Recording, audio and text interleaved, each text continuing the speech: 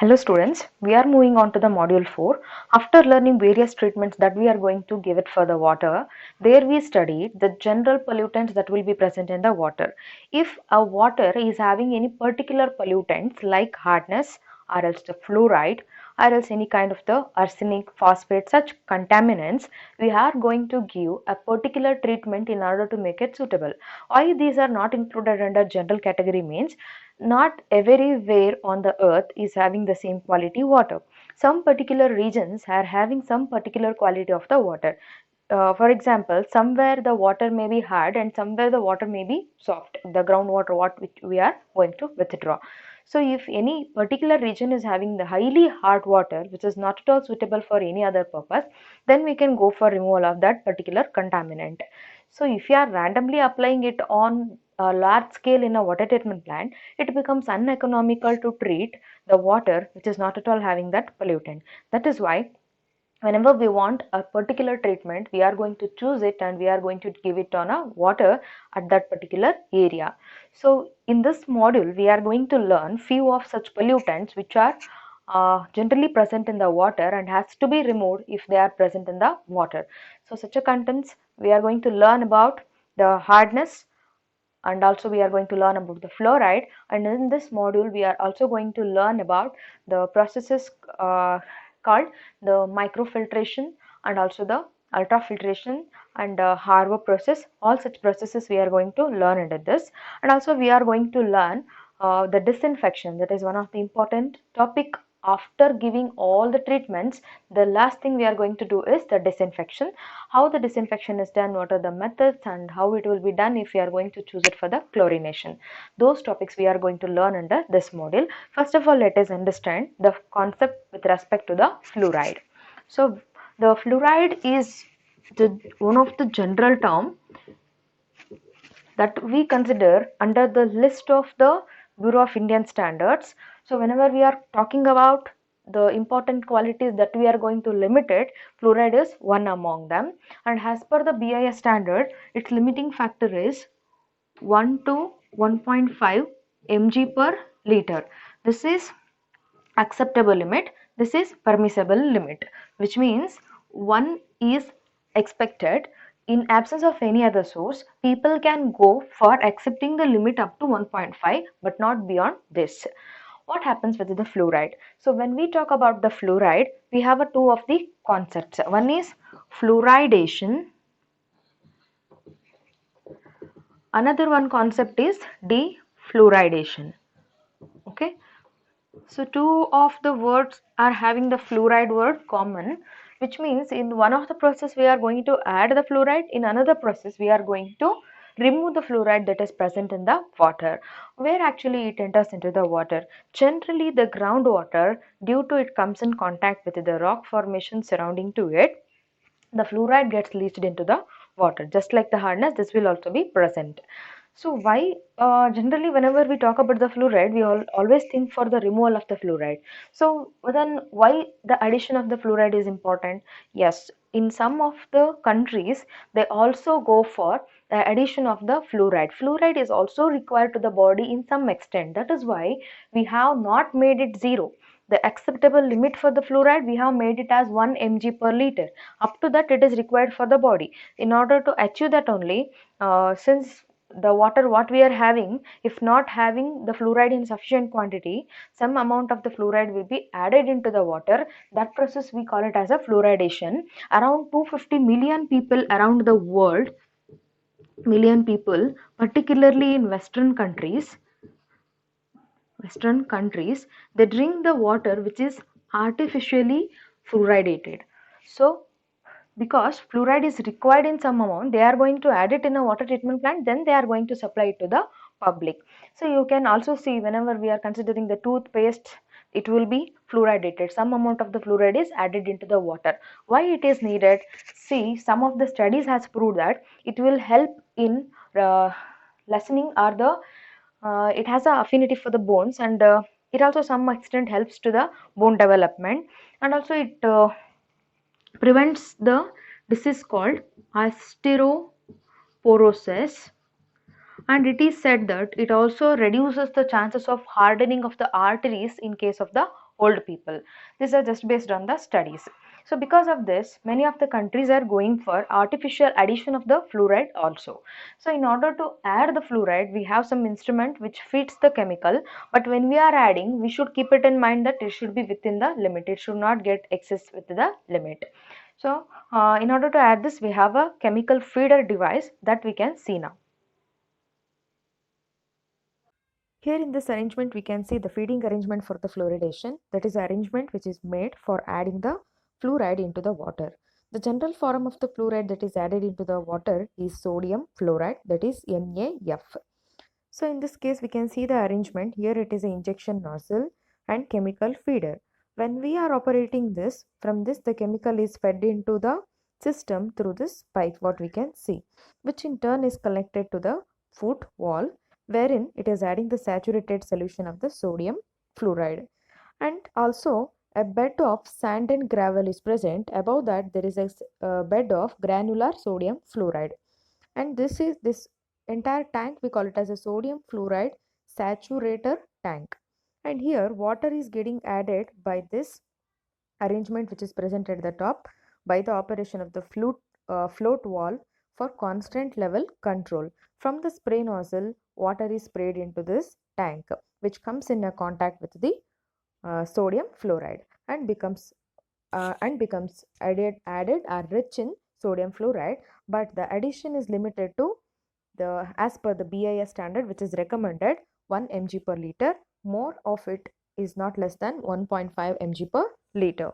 So this is the arrangement by which we are adding the fluoride into the water.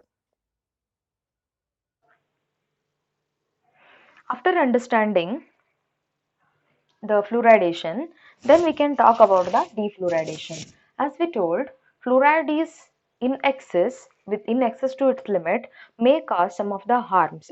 Some of the harms that are caused, we categorize it as skeletal and non-skeletal disorders that are caused by the presence of the fluoride. So some of the regions are having the fluoride in such an extent that the whole of the village or whole of the area will be affected by the presence of the fluoride. Since many of the villages don't have a facility for the treated water, they keep on drinking that water and they will be susceptible to such effects that are caused by the fluoride. What are the skeletal effects of the fluoride? Fluoride has an affinity for the calcium phosphate that is in the bones. It starts reducing the calcium that is present in the bones, and also main effect by this is the discoloration of the tooth. It has main effect on the tooth and also on the bones. So due to this, the presence of the excess fluoride, joint pain, all such problems starts created, and also onto the tooth, discoloration of the tooth and the brown color spots that will be present on the tooth. So these are the problems that arises from the skeletal fluorosis. This is, we call it as a fluorosis. So these are associated with this, and particularly the effects of the fluoride is irreversible. Because of that, the effect remains permanent. That is the main problem with respect to the fluoride.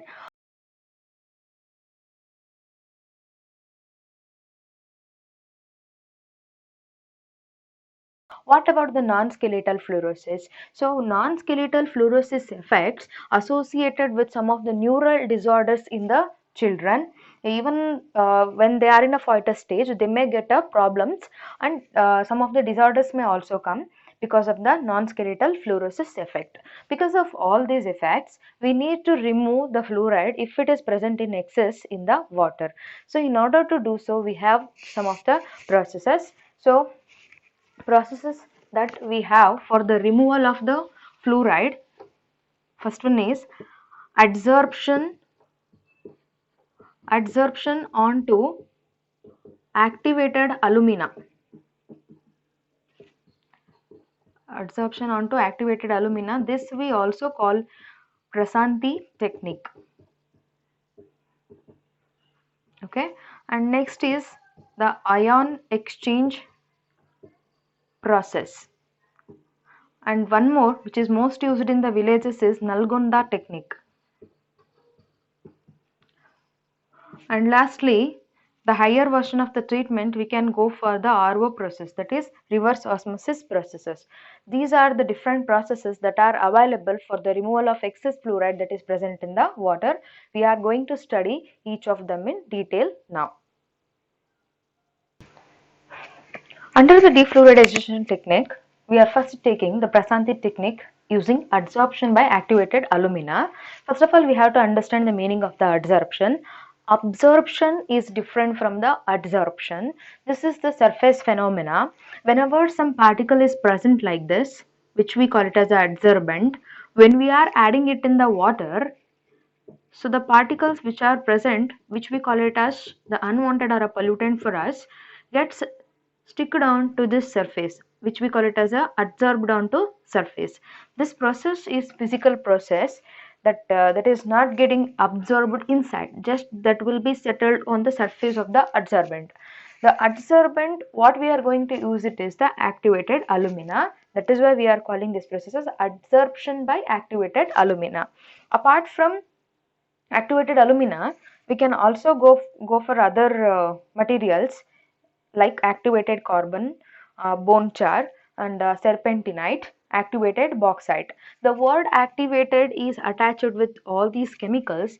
The activation means something, if it is burnt in absence of oxygen, that will have maximum of the carbon dioxide in it. Such materials we call it as a activated materials. So and carbon is present in more of the quantity. Activated carbon is one of the best adsorbent that is used by the industries for the process called adsorption. For removal of the many pollutants, this is helpful. Here we are making use of the same property for removal of the fluoride. How we are going to use the process? We are going to create a bed. Bed means just like the sand bed what we used in the filters. Just like that, we are going to create a bed which is having the activated alumina. Such particles which may be in a crushed form or a powder form, we are going to use it in the bed. So in the entire bed, this activated material will be present.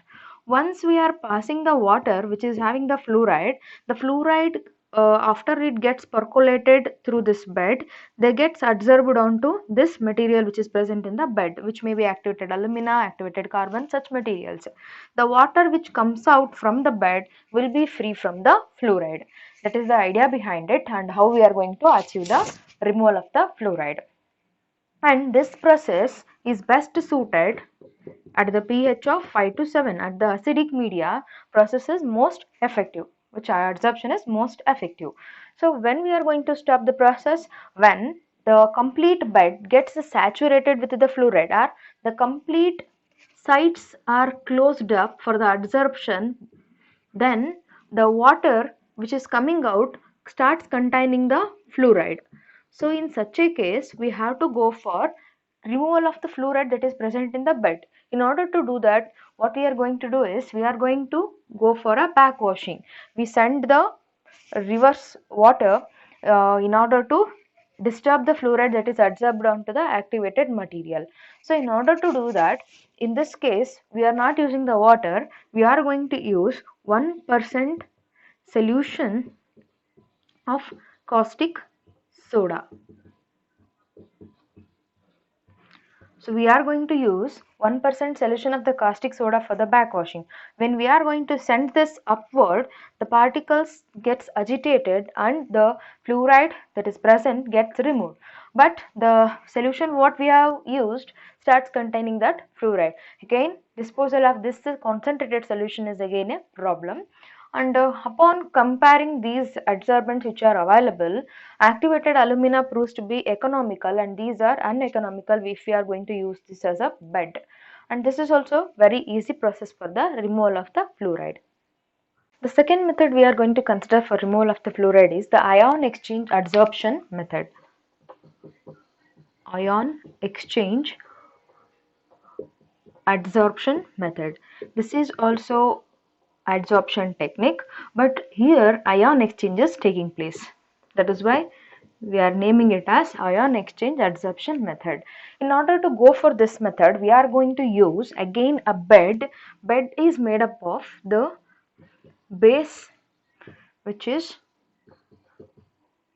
anion exchange resin. These may be available naturally or they may be manufactured. Here we are going to use a chemical called resin which is rich in a chloride. So again we are going to make out a bed, but here we are making it under a pressure vessel, which means complete system has to be closed. We are going to pressurize the water and then the water is getting entered in the bed. Bed is having the resin which is having the chloride.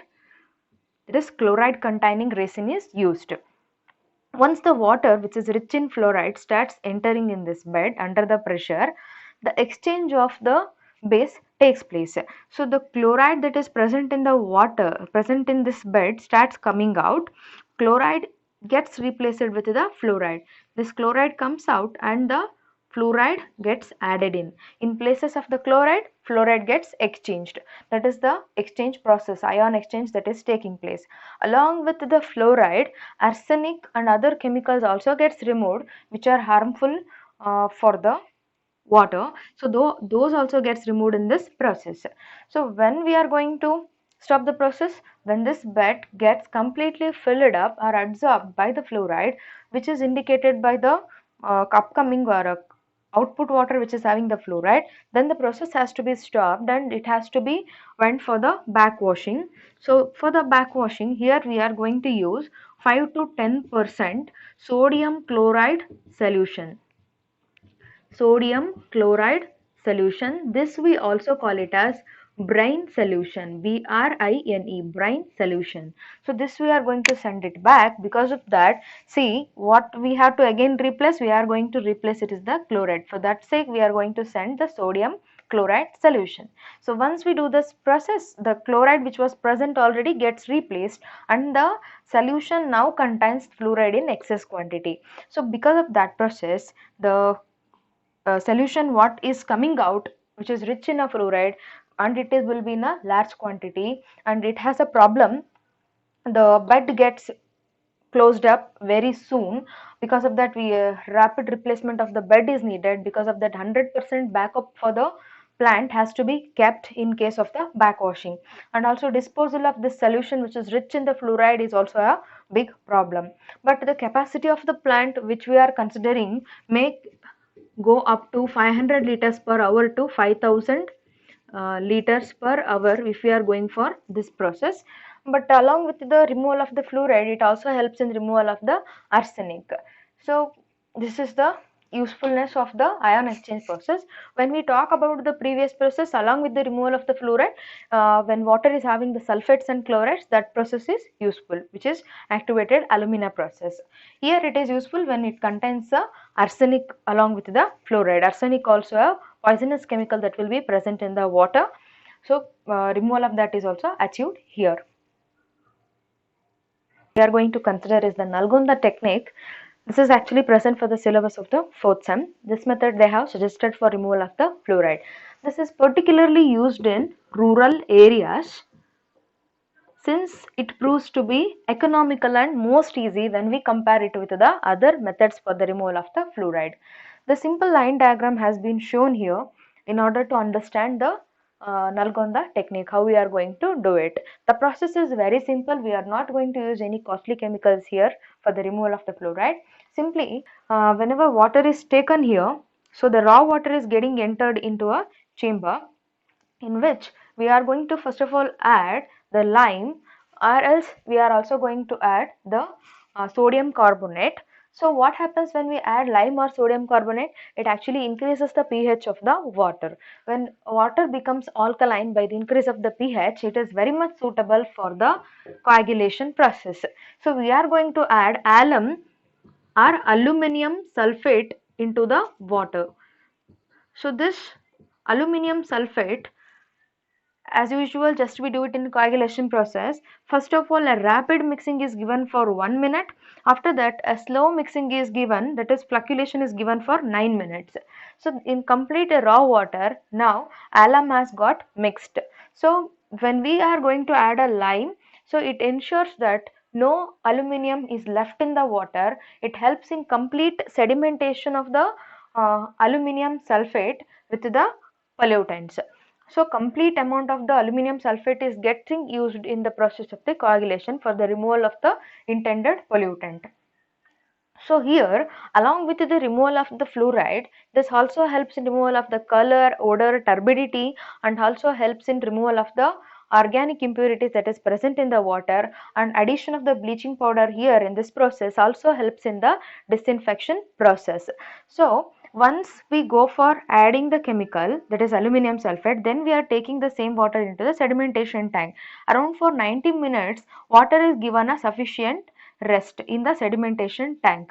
This ensures the complete settlement of the sediment. The sediment which is getting settled is having the fluoride now, that is fluoride is getting removed. After in this process, again we are going to add bleaching powder. Bleaching powder means addition of the chlorine into the water, which also helps us in disinfection, which means harmful biological growth that is present in the water gets killed out. All the bacteria which are harmful then gets killed up by the addition of the bleaching powder, and also bleaching powder also gets sedimented here.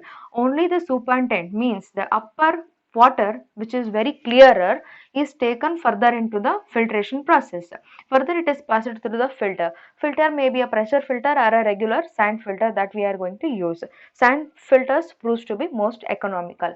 Then once the filtration is done, then it is stored into the overhead tank. After it is stored in the overhead tank, it can be withdrawn by the stand post for further supply into the public. This is a most economical process, easily can be adopted by the rural areas and doesn't require any skilled labor, and it is very easy. The next process we can go for is the reverse osmosis process. This is very common process nowadays used for the purification of the water. So even in every houses we are generally having the filters which generally does the process, that is RO process.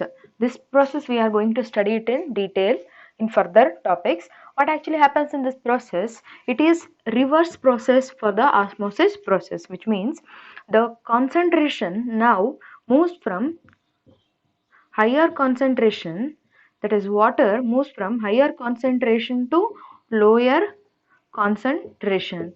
So the water, when it moves from higher concentration to the lower concentration of the minerals, it leaves out all the minerals here itself and only the pure water comes out. So in order to achieve this, we are going to give out a membrane, so which is having the pores. When water pass through this membranes, only the clear water can pass through the membrane, and all other pollutants or the unwanted things present in the water gets hide up here itself, it will be gets removed. This process we are studying in detail, and this is actually the process, but cost is high cost involved in this process makes it prohibitive to use it in a regular treatment. Even in large quantity it becomes uneconomical to go for a RO treatment. That is why this is not generally picked up for just for the removal of the fluoride.